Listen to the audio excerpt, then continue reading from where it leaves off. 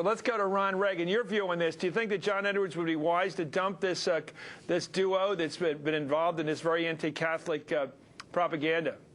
No, I think that the other candidates who are running for president ought to send John Edwards thank you notes for not firing these people. All these people are going to use bloggers, or they presumably will.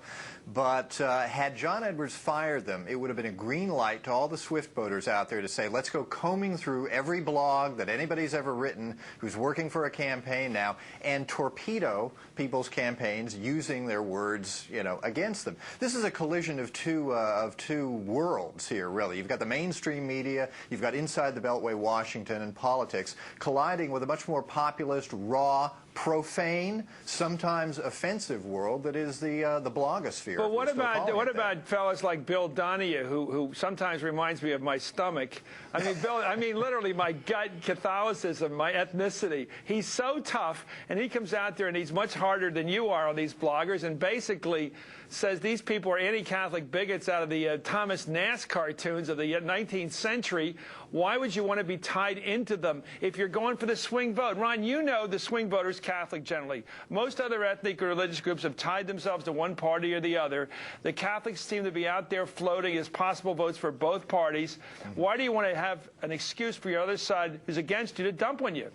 Well, you don't want an excuse. And the interesting thing is here that the candidates have to, they've got to reckon with the fact that they're using bloggers. And bloggers employ sarcasm, they employ satire, vulgarity at times, as we all do when we're not on television or running for office. I unfortunately use vulgarity on television this week. I didn't want to get into that. But the bloggers quickly, and I do again. But you're right. These people have, bloggers as a group, have a very tough senses of the other side's motives. They always attribute the other side's motives to really being horrible.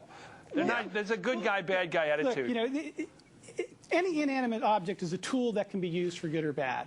The internet is an incredibly powerful communication tool, the most powerful communication tool ever invented. Masses of people can communicate with one another. They can go around MSNBC, they can go around Fox News, they can go around the New York Times.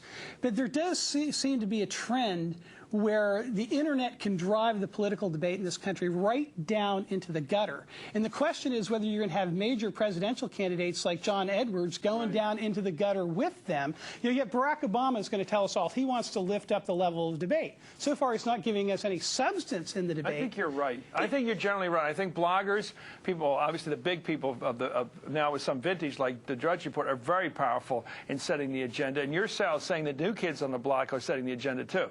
Right. Well, there's no doubt about it. This is the most powerful communication medium. It's instantaneous, and there's no editors and no censors. There's got to be better standards, and there is good stuff out there. There's no doubt about it. This is horrible. Ron, last word. You think that John Edwards should stick to his team, his blogging team? Yes, absolutely. Listen, if John Edwards had folded, everybody on the right would know that John Edwards can be put into a defensive crouch, and that way he'd spend the entire campaign in that crouch. But Ron, did you actually read what they wrote?